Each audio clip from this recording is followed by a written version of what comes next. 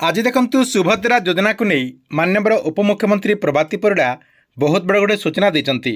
से कहते जे सुभद्रा योजनार जो द्वितीय किस्तिर टंका दिगला से द्वितीय किस्ती 1 लाख रु ऊर्ध्व महिला माने जहाँकि सुभद्रा योजना अधीन टंका पाई ना।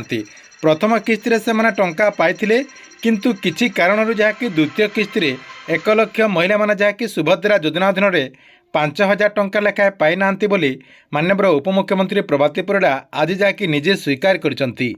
तेबे क्यों कारणरू सेमानकु सुभद्रा योजना अधीन द्वितीय किस्ती 5,000 टंका दिया जाय नाही से नहीं मध्य माननीय उपमुख्यमंत्री जहाँकि अपडेट देइचंती, जहाँकि आपणको मु एई वीडियो माध्यम रे से नहीं डिटेल जणेदेवी। सेतिपई आपण माने वीडियोटी को शेष पर्यंत देखंतु। ता पूर्व वीडियो को गोटे लाइक कर दिंतु एवं जो मैंने चैनल को एजाए सब्सक्राइब करना चैनल को सब्सक्राइब कर दिंतु, जहाद्वारा गवर्नमेंट जहाँ भी नुआ नुआ योजनार अपडेट आसब आपने जहाँकि यही चैनल माध्यम रे सर्वप्रथमे जानीपारे।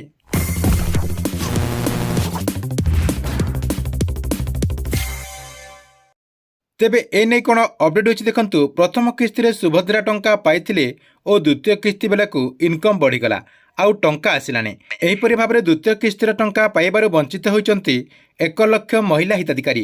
राशन कार्ड और इनकम रे तालमिल खिलाफ जोगु 1 लाख महिला असुविधा भोगुचंती बोली स्वीकार करचंती उपमुख्यमंत्री प्रभाती परिड़ा। या सहित आउ कोन सूचना देचंती देखंतु। उपमुख्यमंत्री कहिचंती जे प्रथम किस्तीर टंका पाइबा परे 1 लाख महिला द्वितीय किस्तीर सुभद्रा टंका पाई नांती। जो माने प्रथम किस्ती पाइथिले द्वितीय किस्ती आसबा बेले तांको पाखरे थिबा राशन कार्ड को आय वर्ग अधिक थिबारु फेराई देइचंती।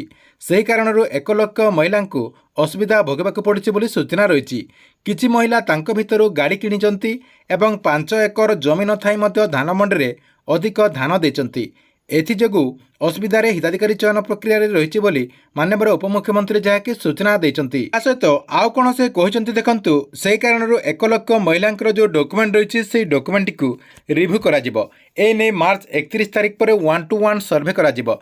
देखंतु जो 1 लाख महिला सुभद्रा योजना अधीन 5,000 टंका आसी ना से डॉक्यूमेंट को मार्च 31 तारिख पर घर को जाकि सरकार तरफ जहाँकि जांच करा जिवो।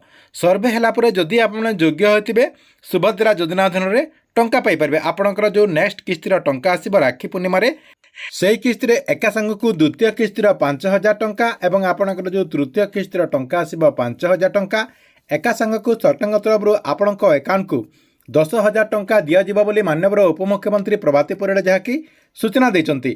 या सहित माननीय मंत्री कहिचंती जे जो माने भी ए पर्यंत सुभद्रा योजना अधीन आवेदन करना एवं आपण को जदि 21 वर्ष हो जाइए आपण जाकि सुभद्रा योजनार जो वेबसाइट रही से वेबसाइट आवेदन करेंगे। आपण पाखे जो सीएससी सेंटर रही से सीएससी सेंटर को जाकि मार्च 31 तारिख भितर आवेदन करेंगे बोली माननीय उपमुख्यमंत्री जहाँकि सूचना देइचंती।